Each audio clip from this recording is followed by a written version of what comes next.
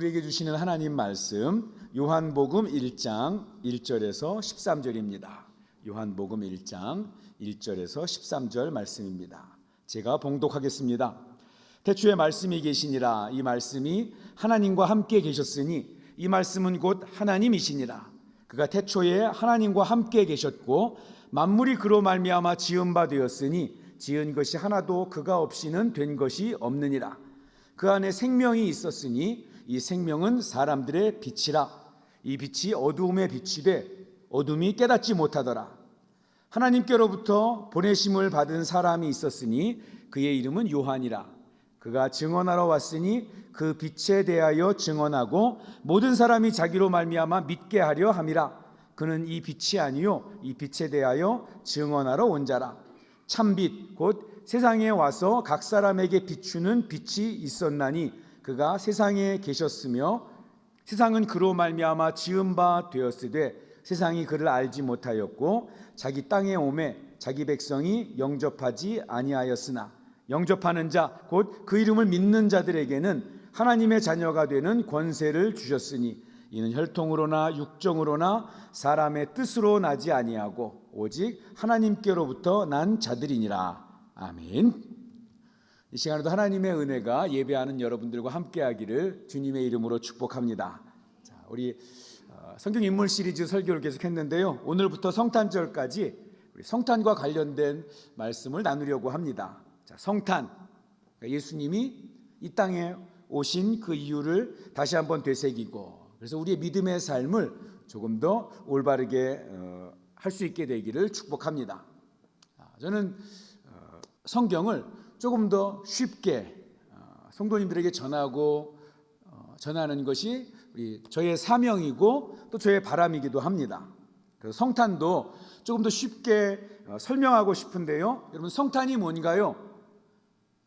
이건 교회 안 다니는 사람들도 다 알죠. 예수님이 태어나신 날입니다. 이렇게 이야기를 합니다. 근데 그거 말고 성탄의 더 깊은 의미, 하나님이 우리에게 성탄을 주신 의미, 그거를 좀 설명을 하고 같이 나누려는 것입니다.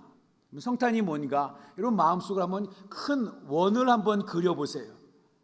이게 세상입니다.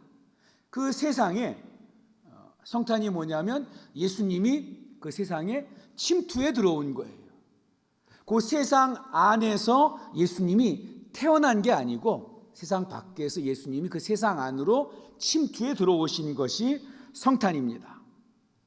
지난주에도 말씀드린 것처럼 예수님은 세상에 속한 분이 아니라고 말씀드렸죠. 세상에 속한 분이 아닙니다. 예수님은 세상에 태어나신 것이 아니라 세상으로 예수님이 들어오신 것입니다. 성경은 그래서 예수님이 태어났다고 하지 않고 예수님이 왔다, 예수님을 주셨다 이렇게 말하고 있죠. 자, 우리가 잘 아는 요한복음 3장 16절 우리 같이 한번 암송해 볼까요? 자, 시작. 하나님이 세상을 이처럼 사랑하사 독생자를 주셨으니, 여기까지. 독생자를 어떻게 하셨다고요? 주셨다 이렇게 말하고 있죠. 그러니까 예수님은 사람들이 세상에 태어난 사람들 중에서 사람들이 저 사람이 굉장히 도덕적이네, 저 사람이 굉장히 윤리적이네, 저 사람이 믿음이 아주 좋네, 종교성이 뛰어나네, 기적을 막 일으키네. 그래서 저 사람을 우리 구세주로 선출하면 좋겠다. 그래서 세상에 태어난 사람들 중에 뽑아서 구세주가 된 것이 아닙니다. 하나님이 주신 거예요. 어디에다가? 세상에다가. 자, 세상에서, 그래서 예수님은 세상에서 남자와 여자의 사랑을 통해서 태어난 것이 아닙니다. 세상의 법칙대로 태어나신 것이 아니죠. 왜 성경은 또 우리가 사도신경에서 왜 우리 교회에서는 예수님이 동정녀 마리아에게서 태어났다는 것을 그렇게 강조하고 있을까요? 세상에서 태어난 게 아니라 하나님이 주셔야 했으니까. 세상의 방법으로 나신 것이 아니라 세상의 방식으로 나신 것이 아니기 때문에 태어난 것이 아니에요. 그래서 여러분 성탄을 이런 이미지로 그려보시는 거예요. 다시 한번 세상이라고 하는 큰 원에 예수님이 침투에 들어오신 날, 그날이 성탄절입니다. 그러면 예수님이 그렇게 우리에게 오셨다는 것이 무슨 의미인가? 저는 오늘 읽은 오늘 본문 요한복음 1장 1절부터 13절까지의 내용을 세 부분으로 이렇게 나눠서 오늘 말씀을 전하려고 합니다. 1절부터 5절까지 예수님이 세상에 태어나시기 전에 어떤 분이셨는가? 6절부터 11절까지 예수님이 오신 이 세상은 어떤 상태였는가? 그리고 12절부터 13절까지 이렇게 세 부분으로 나눠서 말씀을 나누려고 합니다. 첫 번째 부분입니다. 첫 번째 먼저 부분은 한번 따라해 볼까요? 성탄은 세상이 문제가 있다는 것을 일단은 하나님의 진단입니다. 성탄은 세상이 문제가 있다는 하나님의 진단입니다. 예수님이 왜 이 땅에 들어오셔야 했는가? 세상이 문제가 있기 때문에 그렇습니다. 1절에서 5절까지 먼저 세상에 오시기 전에, 그러니까 예수님이 우리가 아는 것처럼 태어나기 전에 이미 예수님이 어떠한 분이셨는가를 설명해 주고 있습니다. 1절에 보니까 태초에 말씀이 계시니라, 이 말씀이 하나님과 함께 계셨으니 이 말씀은 곧 하나님이시니라. 그러니까 예수님은 12월 25일에 태어나기 전에 이미 태초부터 계신 분이랍니다. 그러니까 예수님은 그분이 말씀으로 계셨고 그 말씀이 하나님과 함께 계셨고 그 말씀은 세상을 창조하신 말씀입니다. 그 말씀이 누구예요? 바로 예수님입니다. 그리고 그 예수님은 바로 하나님, 그분이라고 성경은 이야기하고 있습니다. 2절 보세요. 그가 태초에 하나님과 함께 계셨고 만물이 그로 말미암아 지은 바 되었으니 지은 것이 하나도 그가 없이는 된 것이 없느니라. 그러니까 예수님은 2000년 전에 인간의 몸을 입고 이 땅에 오셨지만, 그런데 세상에 속한 분이 아니고 이 땅에 태어나기 전에 이미 태초부터 계신 분이고 하나님 그 자신이시고 만물이 예수님 없이는 존재하는 것이 아무것도 없다는 것입니다. 그러니까 모든 존재는 다 누구와 관계가 있어요? 예수님과 관계가 있고, 예수님을 떠나서는 어떤 것도 그 무엇도 그 존재의 가치가 사라져버리는 거죠. 4절입니다. 4절에 보니까 예수님 안에, 그 안에 뭐가 있어요? 생명이 있답니다. 생명이 있었대요. 그러니까 영생은 누구를 붙잡으면 영생을 가진 거예요? 예수님을 붙잡으면 영생을 가지게 되는 거죠. 그러니까 이 비밀을 자꾸 깨달으셔야 돼요. 우리가 예수 믿는 거는 교회 와서 예배를 드리고 봉사를 하고 종교 생활을 하고 이것으로 설명될 수 있는 게 아닙니다. 예수 믿는 거는 이 안에 뭘 가진 거예요? 생명을 가진 거예요. 이게 예수 믿는 의미예요.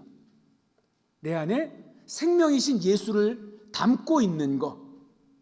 그래서 제가 가끔 말씀드리죠. 예수를 닮으려고 하지 말고 예수를 어떻게 해요?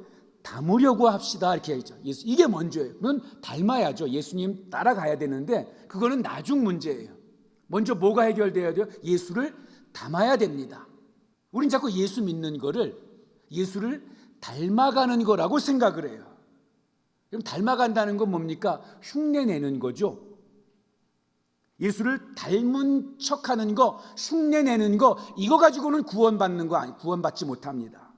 예배 생활하고 기도하고 봉사하고 직분을 받아도 이거 아무리 해도 이 안에 예수가 담겨 있지 않으면 생명 얻지 못해요.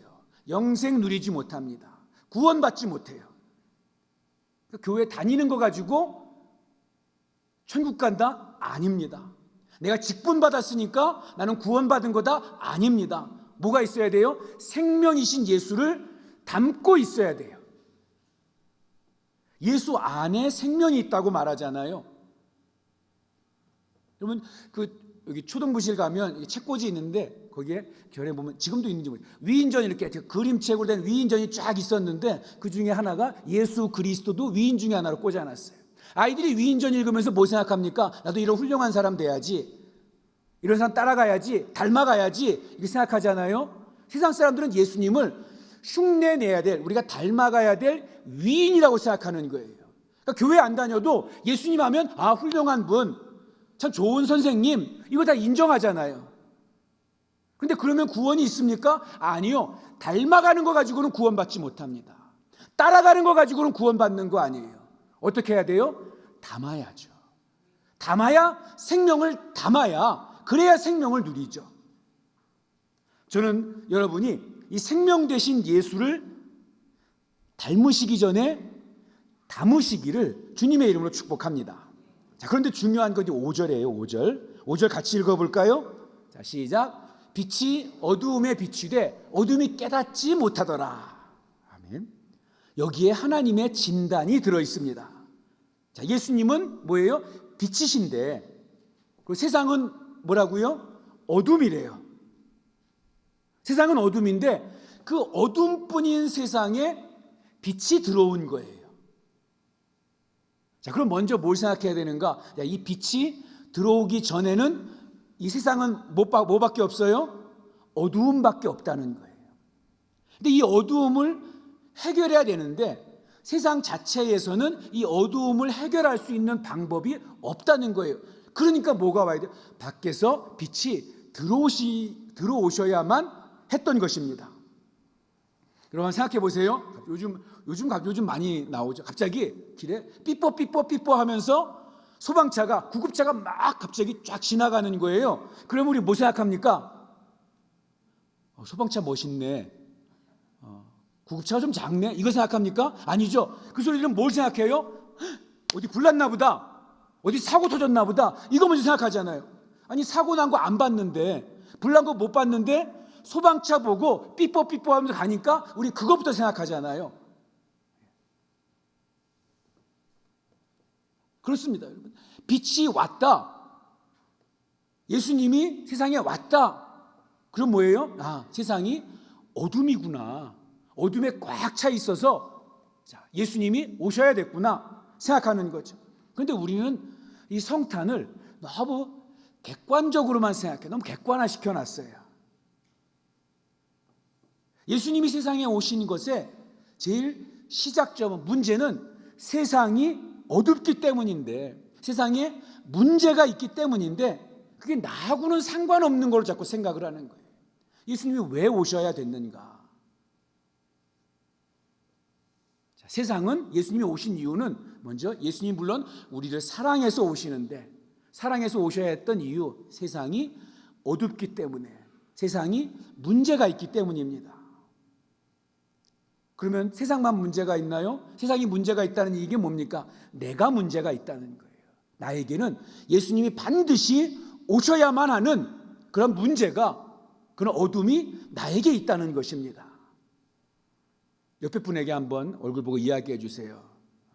저는 문제합니다. 저 문제합니다. 예, 저 표정이 예전역부터 알고 있었어, 이런 표정으로 대하는데요. 예, 그런 표정으로 하지 마시고, 그분도 문제고 나도 문제하니까. 그래서 5절에 선언하잖아요. 세상은 어둠이었고 그래서 빛이 왔다는 겁니다. 하나님이 세상에 대해서 정확하게 진단을 하신 거예요. 세상은 어둠이다. 세상은 문제다. 그런데 여러분, 이게 내가 문제라는 거, 내가 어둠이라는 것을 우리가 인정을 못해요. 저도 대학 때 이렇게 막 전도하고 이렇게 가면, 그러면 막 이렇게 이야기를 하잖아요. 그럼 다 이제 들어요. 아, 예수님 믿는 거 좋지, 교회 다니는 거 좋지. 그때는 이제 교회가 아주 세상적으로 인식이 좋을 때였어요. 그래서 막 전도하면 막 이렇게 받아들여요. 대학생 같이 이야기하면 잘 받아들이는데 어디에서 딱 막히냐면, 근데 당신은 죄인입니다. 예수님이 당신의 죄를 위해서 십자가에 달려 죽으셨습니다. 이러면 십자가에 달려 죽으신 것도 인정해요. 근데 뭘 인정 못하냐면, 내가 왜 죄인인데 이걸 인정을 못하는 거예요. 그래서 많은 사람들이 쫙 복음에 대해 듣다가 예수님에 대해서 다 인정하다가, 당신이 죄인입니다, 당신 예수 없으면 지옥에 갈 수밖에 없습니다, 여기서 딱 막혀가지고 나는 죄인 아닌데 내가 무슨 죄를 저질렀다고, 이걸 인정 못하고 받아들이지를 못해요. 그런데 여러분, 세상 사람뿐 아니라 교회 다니면서도 그래요. 아니, 나쯤 신앙생활하면 되지, 이 정도 예수 믿으면 잘 믿는 거지, 아니 나만큼만 하라고 해. 여러분, 교회에서 설교할 때 누가 제일 은혜 못 받는 줄 아세요? 초신자 아니에요. 어려움 가운데 있는 사람 아니에요. 누가 제일 은혜 못 받냐면 나쯤 하면 되지, 이 정도 하면 잘하는 거지, 이런 분들이 제일 은혜를 못 받아요. 다 남 얘기 같거든요. 우리 집에 불 났는데 나만 모르고 있는 거예요. 그러면 진짜로 내가 이 얘기를 들었어요. 지난 노회 때 갔는데 어느 목사님이 그 얘기 하더라고요. 이사를 가서 이제 그 요리를 하는데 싱크대에서, 그러니까 주방에서 가스레인지 했는데 음식을 뭘 올려놨는지 불이 확 붙어가지고 불이 위로 확 올라갔나 봐요. 그 위에 후드가 있잖아요. 후드까지 불이 확 올라갔다가 다행히 이제 불을 빨리 껐는데, 꺼서 괜찮겠지 하고 이제 잠이 들었는데, 밤중에 막 사이렌 소리가 나고 막 그 시끄럽대. 그래서 옆집에 불 났나 이렇게 하는데, 나중에 보니까 소방관이 그 목사님 집을 막 두들기면서 나오라고. 근데 벌써 나가 보니까 이 목사님은 뭐 상관없는데 왜 갑자기 왜 이러지 했는데, 하도 그래가지고 문 열고 나가 보니까 사람들이 다 모여 있고 그 집 위층에 불이 난 거예요. 그러니까 불이 이렇게 그 후드로 확 올라가면서 빨리 껐다고 껐는데, 후드 안에 있는 이렇게 오래된 집이가 먼지나 막 그렇게 있었는데, 거기에 불이 붙었는데 불이 확 올라가는 게 아니라 이렇게 그 솜에 불 붙은 것처럼 물이 막 이렇게 스며드는 불 있잖아요. 이렇게 조금씩 막 불꽃이 일어난 게 아니라 불씨가 막 타들어가는 거. 그러니까 그게 천천히 타들어가 가지고 나중에 위에 그 목재에 옮겨 붙어 가지고 불이 났는데, 이분들은 설마 우리 집에 불 났나, 시끄러우니까 옆집에 불 났나 보다 하고 그냥 관심 끄고 자고 있었던 거예요, 계속. 근데 결국 알고 보니까 우리 집에 불 났는데 나만 모르고 이웃들은 다 나와서 구경하고 있고, 소방관들은 벌써 지붕에 올라가서 지붕 뜯고 있고. 알아야죠. 나만 모르고 있는 거 아닙니까?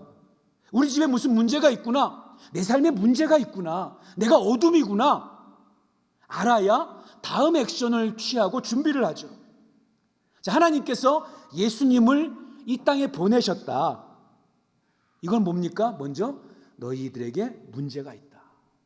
너희들이 어둠 가운데 있다. 여기부터 시작해야 예수님의 성탄이 어떤 의미인지를 알 수가 있습니다. 자, 내게 이 빛 대신 생명 대신 예수가 필요하다는 사실을 꼭 깨닫고 인정하시는 저와 여러분 되기를 주님의 이름으로 축복합니다. 자, 두 번째, 우리 6절부터 11절 우리 같이 한번 읽어볼까요? 자, 시작. 예수님 하나님께로부터 보내심을 받은 사람이 있으니 그의 이름은 요한이라. 그가 증언하러 왔으니 곧 빛에 대하여 증언하고 모든 사람이 자기로 말미암아 믿게 하려 함이라. 그는 이 빛이 아니요 이 빛에 대하여 증언하러 온 자라. 참빛 곧 세상에 와서 각 사람에게 비추는 빛이 있었나니 그가 세상에 계셨으며 세상은 그로 말미암아 지은 바 되었으니 세상이 그를 알지 못하였고 자기 땅에 오매 자기 백성이 영접하지 아니하였으나. 자, 이거 간단하게 말하면 무슨 내용이냐면, 예수님보다 먼저 오셔서 예수님에 대해서 전한 사람이 있었죠. 세례 요한. 근데 그가 아무리 이 빛 대신 예수, 어린 양 되신 예수에 대해서 전해도 세상이 이 예수님을 받아들이지 않았다는 거예요. 영접하지 않았다는 것입니다. 자, 두 번째로 성탄, 예수님이 세상에 오신 것이 어떤 의미인가? 자, 한번 따라하겠습니다. 세상은 스스로 답을 가질 수 없다. 네. 이게 무슨 말이냐면, 자, 세상에 문제가 있어요. 그런데 세상은 자신이 가진 문제를 스스로 해결하지 못한다는 것입니다. 그래서 누가 오셔야 돼요? 예수님이 오셔야만 했습니다. 여러분, 우리가 이제 자동차를 타고 가다가 자동차가 갑자기 덜컥덜컥거려요. 상태가 이상해요. 그럼 남자들은 대부분 어때요? 자기가 잘 모르는데 그래도 보면 좀 아는 것처럼 세워놓고 이제 본넷도 열어보고 이것 좀 막 두둥겨보고 엔진오일도 막 이렇게 꺼내서 체크해보고 이렇게 하잖아요. 뭔가 지금 시도를 해봅니다. 고치려고. 그러다가 안 되겠으면 어때요? 정비소 전화해가지고 정비사를 부릅니다. 자, 정비사를 부른다는 얘기는 뭐예요? 내가 고칠 수 있다 없다? 내가 고칠 수 없다는 거죠. 그 의미로 보는 거예요. 자, 예수님이 세상 속으로 들어오셨어요. 이건 무슨 얘기입니까? 세상은 그 문제를 스스로 해결할 수 있다 없다? 절대 할 수가 없다. 내 힘으로 해결할 수 없다는 거예요. 어둠은 아무리 오래돼도 그 어둠은 빛을 만들어내지 못합니다. 세상은 인정하지 않아요. 그래서 세상에 가지고 있는 문제를 해결해 보려고 합니다. 과학을 발달시켜서 해결해 보려고도 하고. 그래서 예전에 우리 어릴 때 보면 서기 2000년이 되면 하면서 막 유토피아가 되고 모두가 다 행복하게 사는 세상이 될 것처럼 그렇게 어린 시절 공상과학 만화 보면 항상 그랬어요. 그런데 여러분 20세기나 지금이나 오히려 지금도 풍성해졌지만 지금 더 그때보다 더 행복하다고 이야기는 잘 안 하는 것 같아요. 문화로 해결하고 답을 찾아보려고도 하고 체제나 어떤 제도로 답을 찾아보려고도 합니다. 여러분, 사회주의, 공산주의, 민주주의, 자본주의 이런 거 왜 생겼습니까? 그 체제들을 통해서 뭔가 좀 해결하고 세상의 인류의 문제를 해결해 보려고 하는 거예요.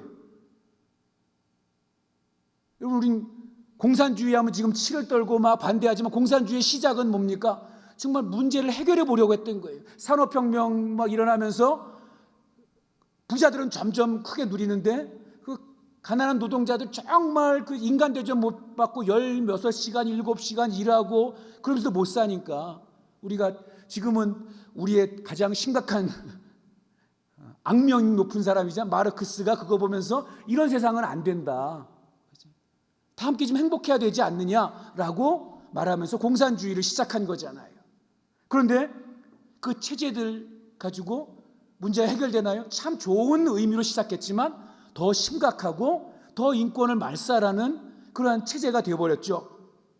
우리가 인간이 만든 모든 체제들이 다 그 속에 빈부격차가 있고 그 속에서 억울한 일 당하고 힘들고 아프고 괴롭고 감당하기 힘든 짐들이 그 속에서 나타나고 있습니다. 답인 줄 알았는데 오히려 더 심각한 문제를 만들어내죠. 여러분 뉴스를 보세요. 훌륭한 인물, 괜찮은 정치인, 좋은 단체 그런 줄 알았어요. 근데 차츰차츰 시간이 지나면서 어떻습니까? 그 속에서 문제들이 막 나타나기 시작하죠. 참 좋게 시작한 사람인데 알고 봤더니 이상한 소문들이 들려오고 참 괜찮은 단체인 줄 알았는데 알고 보니까 냄새가 나고 우리 한두 번 속은 게 아니잖아요. 근데 성경은 처음부터 딱 분명하게 선을 그어놨습니다. 의인은 없나니 하나도 없다. 모든 만물이 하나님 앞에서 부패했다. 이게 무슨 말입니까? 의롭게 시작했을지는 모르지만 그런데 그 의로운 것처럼 시작했지만 그 안에 게으름이 나타나기 시작하고 또 욕심이 나타나기 시작하고 그러다 보니까 부패하고 넘어지기 쉽고 그게 인간의 모습이라는 것입니다. 하나도 예외 없이. 그래서 하나님이 우리에게 보내주신 답이 우리에게 필요하다는 거예요. 예수님이 하나님이면서 왜 피조물 속으로 들어와야 했는가? 그것 말고는 답이 없기 때문에 그렇습니다. 너희 스스로 답을 찾을 수 없기 때문에 창조주인 내가, 하늘아버지인 내가 너희에게 답을 보내주겠다. 이게 성탄의 진짜 의미라는 것입니다. 여러분 세상은 왜 답을 찾지 못할까요? 문제의 원인도 제대로 파악하고 있지 못하기 때문이에요. 원인을 모르니까 엉뚱한 답이 자꾸 나오는 거예요. 나는 왜 행복하지 못한가? 세상은 문제의 원인을 결핍, 부족이라고만 생각을 합니다. 그래서 이것만 더 채워지면 인류가 행복해진다. 이것만 해결되면 사람들이 괜찮아질 거야. 우리도 그런 마음 있잖아요. 우리 가정에 돈이 없어서 우리가 불행한 거야. 우리가 돈만 조금 더 있으면 행복해질 텐데 우리 가정에 건강이 부족해서 행복하지 못한 것 같아. 나한테는 이 문제만 해결되면 내가 참 멋지게 그렇게 아름답게 살아갈 텐데 행복해질 텐데. 근데 여러분 그거 해결되면 그거 채워지면 정말 행복해지고 멋진 삶을 살 수 있을까요? 돈 좀 채워지면, 내가 건강해지면, 내가 명예가 좀 생기면, 내가 능력이 좀 나타나면. 하나님은 문제의 원인을 뭐라고 말씀하시냐면 그게 부족한 게 문제가 아니라, 결핍이 문제가 아니라 죄가 문제다라고 말씀해 주십니다. 죄. 좋은 제도를 만들었어요. 그런데 그거 움직여가는 사람이 죄인이니까 문제가 생긴 거예요. 죄인이 그 체제를 이끌어 가니까 그 제도에 썩는 부분이 나타나고 나쁜 게 나오는 것입니다. 좋은 단체를 만들었어요. 좋은 의도를 가지고. 그런데 그 속에 구성원이 죄인입니다. 그러니 그럴 것 같지 않았던 사람, 정말 그럴 것 같지 않았던 단체인데 알게 모르게 남을 억압하고 또 몰래 자기의 사익을 취하고, 그럼 그런 세상이 바로 그러한 모습이라는 거예요. 문제는 부족이 아닙니다. 결핍이 아니에요. 죄가 문제인 것입니다. 하나님은 이 진단을 알고 계셨어요. 예수님이 이 땅에 오시는 순간 우리 생각해야 되는 거죠. 예수님이 오시지 않으면 해결 안 되는 문제가 이 땅에 있구나. 세상 자체로는 문제를 해결하지 못하기 때문에 예수님이 이 땅에 침투해 오신 거구나. 그러니 저와 여러분은 빨리 항복하셔야죠. 나도 내 스스로 답을 찾을 수 없는 존재구나. 내가 가진 이 답이라고 생각하는 것은 사실은 답이 아니구나. 내가 가진 방법은 이 문제를 진짜 해결할 수 없구나. 빨리 인정하고 항복하셔야 합니다. 예수님의 오심 앞에서, 이 성탄 앞에서 저와 여러분이 겸손히 하나님 앞에 내려놓아야 될 것, 내 답은 답이 아니다라는 것입니다. 여러분, 제가 이런 직구준 질문 가끔 드리잖아요. 여러분의 자녀가 여러분만큼 살면 만족하시겠습니까? 이러죠. 여러분의 자녀가 여러분처럼 되면, 우리 자녀들은 그거 잠깐 생각하지 말고 여러분 만족하시겠어요? 정말요? 정말 여러분 정도만 되면 괜찮으시겠어요? 저도 제 아들을 생각하면서 저보다 더 괜찮은 삶을 살았으면 좋겠다, 이런 생각합니다. 왜요? 여러분, 우리의 지금 모습이 사실은 뭐예요? 여러분이 인생을 살면서 가지고 있던 가치관, 내가 답이라고 생각했던 거, 내가 좋은 방법이라고 생각했던 것의 최상치의 결과가 여러분의 지금 모습인 거잖아요. 그럼 내가 가진 답이 만족스럽습니까? 뭔가 좀 부족한 것 같죠. 더 괜찮았으면 좋겠는데, 내가 원래 기대했던 건 이건 아닌데. 그런데 여러분이 생각하는 최고로 괜찮았던 삶의 결과가 여러분의 지금 모습인 거예요.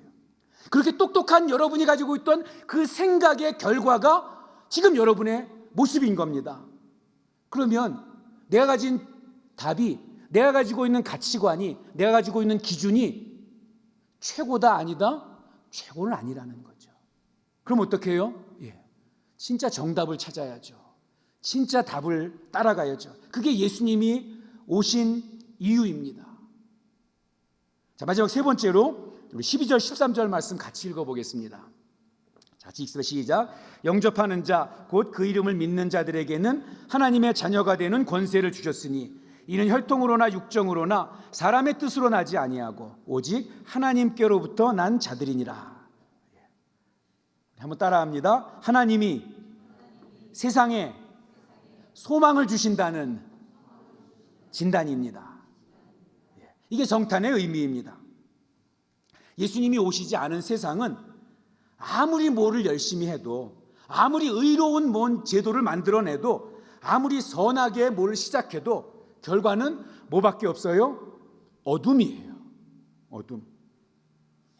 예수님 없는 인생은 아무리 열심히 살아도, 아무리 의롭게 살아도, 아무리 똑똑하게 살아도 그 결과는 어둠입니다. 그런데 세상에 예수님이 오시는 순간 소망이 나타나기 시작했어요. 이제 세상에는 소망이 있습니다. 그 소망이 누구예요? 예수님이죠. 예수님. 그래서 우리가 교회에서 이런 표현 쓰는데 이건 정확한 표현이 아닙니다. 교회가 세상의 소망입니다. 아니죠. 정확하게 표현해야죠. 교회가 세상의 소망이 아니라 예수가 세상의 소망인 것입니다. 내가 곧 길이요 진리요 생명이니 나로 말미암지 않고는 아버지께로 올 자가 없느니라. 자, 누구만 있으면 돼요? 예수님만. 나는 예수 이름 외에 천하 인간에게 구원받을 만한 다른 이름을 준 적이 없다. 하나님이 이렇게 선언하셨어요. 오직 누구? 오직 예수. 그런데 12절에 보니까 그 이름, 영접하는 자 곧 그 이름을 믿는 자들에게는 하나님의 자녀가 되는 권세를 주셨으니. 이게 빛의 자녀가 되는 그러한 방법이 하나 있다고 주님 여기서 말씀하고 있죠. 무엇으로만 돼요? 믿는 것으로. 믿는 자들에게 하나님의 자녀가 되는 권세를 주셨으니. 그런데 이 믿음이라는 걸 설명하면서 믿는 게 뭔가 설명하면서 그 앞에 나와 있는 단어가 있죠. 어떻게 하는 자 한번 보여주세요. 12절. 어떻게 하는 자? 영접하는 자. 영접하는 자가 믿는 자래요. 영접하는 자가 하나님의 자녀가 되는 권세를 누리게 된대요. 영접하는 게 뭔가요? 영접하는 거. 내 안에 성탄이 일어나는 거예요. 내 안에 성탄이. 성탄이 뭐라 그랬죠? 세상에 하나님이 침투해 들어오시는 거. 영접은 뭐예요? 내 마음에 하나님이 침투해 들어오시는 거. 여기에. 그 예수 믿는 거는 사실은 완전 쉬워요. 내 마음에 예수님을 모시기만 하면 돼요. 예수님 내 마음에 들어와서 나와 함께 해 주시옵소서. 예수님 내 마음에 들어와 주십시오. 성탄이 예수님이 어둠뿐인 세상에 침투해 오신 것이듯이 구원은 내 영혼에 누가? 예수님이 들어오시는 거예요. 예수님이 확 들어오셔서 여기에 계시는 것입니다. 저는 예수가 여러분 안에 계시기를 주님의 이름으로 축복합니다. 혹시 오늘 이 시간에도 어둠과 후회와 상처와 아픔, 염려와 근심과 걱정 가운데 있는 분, 아니면 길이 무엇인지, 진리가 어떤 것인지, 내 삶의 방향이 어디로 가고 있는지 잘 모르시겠다면 빛 되시는, 길 되시는, 진리 되시는, 생명 되시는 그 예수님을 여러분 안에 모셔드리기를 주님의 이름으로 축복합니다. 이번 성탄이 그냥 성탄, 예수가, 아기 예수가 태어난 즐거운 날, 이게 아니고 성탄이 예수님이 세상에 침투해 오신, 예수님이 내 마음에 침투하셔서 내게 답이 되고, 그리고 그렇게 예수님이 내 안에 계실 때 내 삶에 어떤 일이 일어나는가를 경험하게 되는 그러한 성탄이 되기를 주님의 이름으로 축복합니다. 기도하겠습니다. 좋으신 하나님 아버지, 오늘 연약하고 부족한 우리에게 말씀 주셔서 감사합니다. 잘 박힌 못처럼 이 말씀이 우리 가슴에 새겨지도록 인도해 주시옵소서. 빛이 없고 어둠뿐이던 이 세상에 빛 되신 예수님을 보내주셔서 너희는 문제가 있지만 너희 스스로 해결할 수 없기에 내가 내 아들을 너희에게 주노라.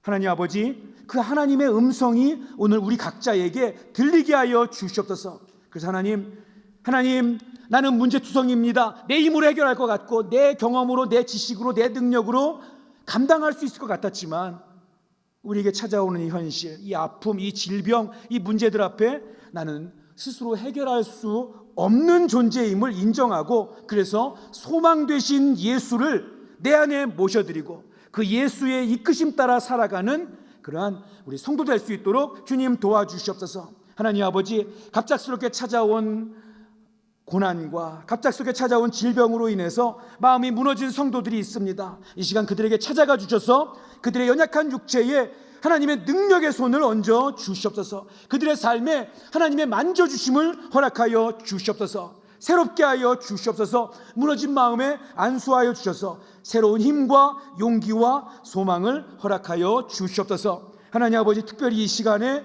찾아오시는 예수님을 마음에 모시기 원하는 분들에게 주님 침투하여 주시고 절대로 떠나지 마시고 함께하여 주시고, 그래서 하나님의 자녀된 삶을 출발하는 은총을 허락하여 주시옵소서. 예수님의 이름으로 기도하옵나이다. 아멘. 우리에게 생명 주시고 풍성하게 하시는 예수 그리스도의 은혜와 우리에게 복 주시기 원하는 하나님 아버지의 크신 사랑과 보혜사 성령님의 함께 하시고 역사하심이 하나님 앞에 나와 예배하며 하나님을 기쁘시게 하는 삶을 살기를 소망하고 결단하는 주님의 사람들과 이분들의 가정과 일터 위에, 과테말라 사랑의 교회 위에, 땅끝에서 복음 전하는 선교사들 위에 꼭 함께하여 주시기를 간절히 축원하옵나이다. 아멘.